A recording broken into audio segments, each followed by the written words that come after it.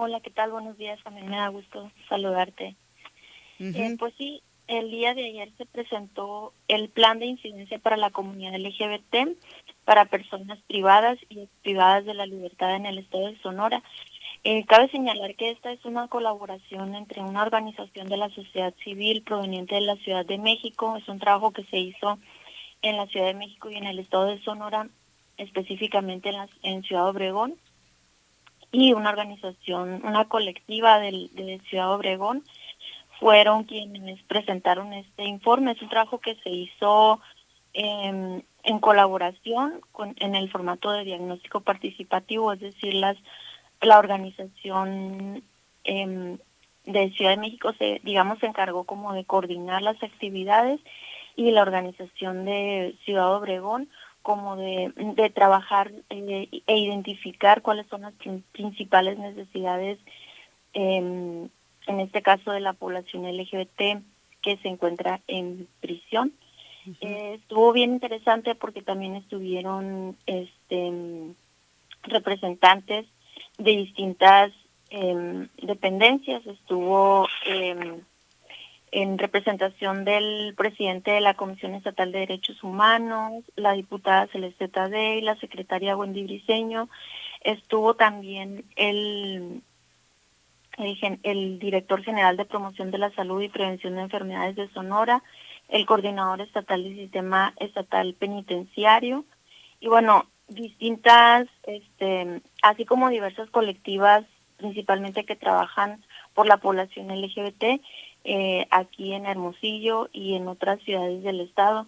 Yo creo que raramente nos detenemos como a pensar qué pasa con la población LGBT privada de la libertad. Ajá. Y bueno, estuvo importante porque hablaron como de cosas muy, muy específicas que vive la población dentro de las cárceles, como la dificultad para acceder a servicios de salud y de salud mental.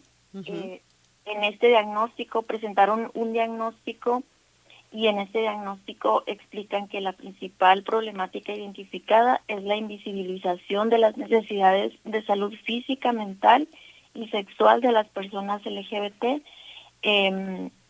Alguna de la información que presentan pues tiene que ver con cuáles son los principales derechos que se vulneran en esas poblaciones cuando están privadas de la libertad, ¿no? Desde la invisibilización, la invisibilización y la negación Ujú. de sus derechos, ¿no? Ujú.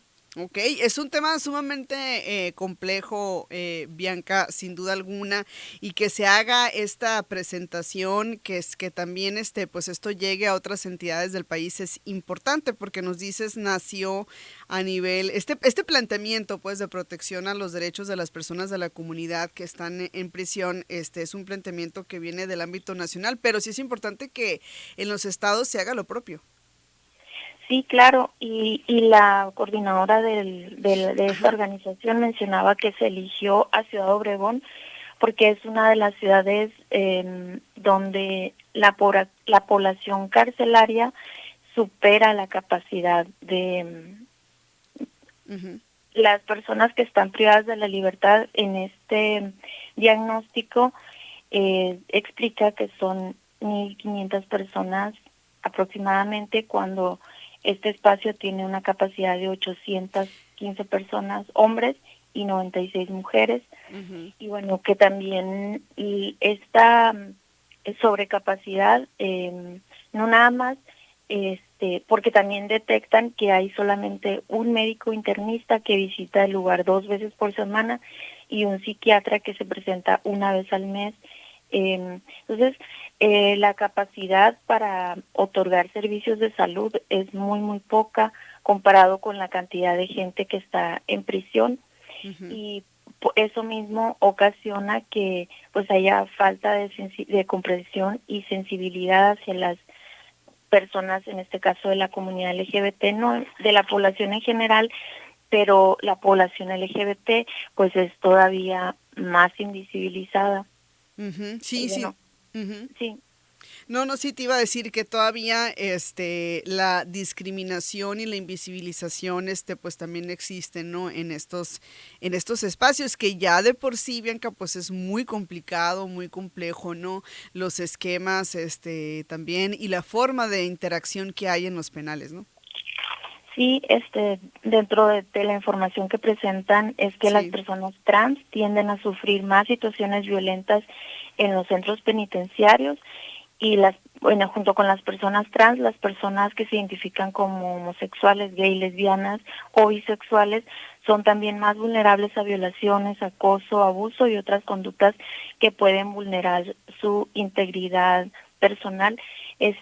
Creo yo que la dinámica en la que ocurrió la presentación de este informe, pues es importante porque visibiliza una población de la que pensamos poco, ¿no?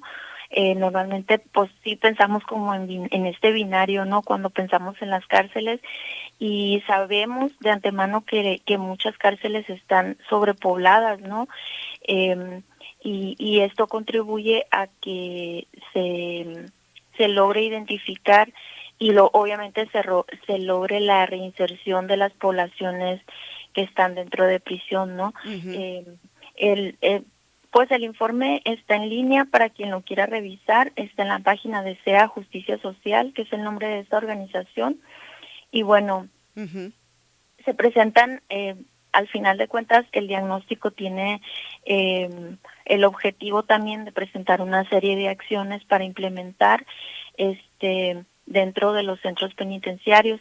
Y fue interesante porque algunas colectivas tuvieron la disposición de prestar sus servicios, de prestar también pues sus talentos, ¿no? Para formar parte de este plan de incidencia y también estuvo interesante, ojalá que se logre, que el coordinador estatal del sistema estatal penitenciario comentaba que pues las puertas de este lugar están abiertas para estas iniciativas y bueno, al final de cuentas la intención es como lograr en conjunto incidir, Ujú. ¿no? Con la población que está dentro de estos espacios.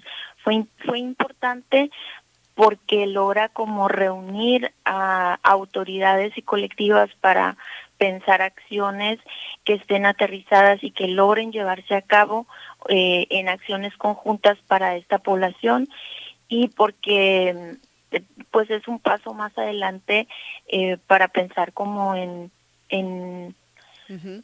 como en la diversidad, ¿no? Porque no nada más son personas LGBT, pensemos también en personas indígenas, etcétera, ¿no? Como en estas intersecciones que vulneran todavía más a las personas, en este caso que están en prisión. Ujú, muy, muy interesante. Nos puedes recordar de nueva cuenta bien que en dónde podemos encontrar y consultar este informe?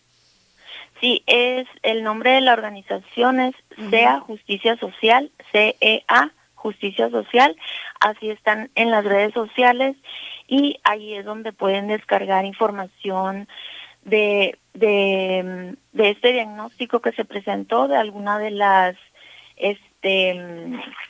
pues alguna de las actividades o acciones Ajá. que se proponen y bueno, junto con otra información que esta misma organización ha trabajado en otros espacios y que logran, digamos, ampliar la mirada de lo que está ocurriendo en los centros penitenciarios con la población LGBT. Ujú, muy bien, pues ahí está entonces la información, el tema que me parece muy importante y al cual le daremos seguimiento. Bianca, por lo pronto te agradecemos como siempre esta intervención alternada que junto con Leila Ecedo nos haces aquí en este espacio en la sección Aquí hay mujeres. Muchísimas gracias, Bianca. Gracias, hasta luego, un saludote.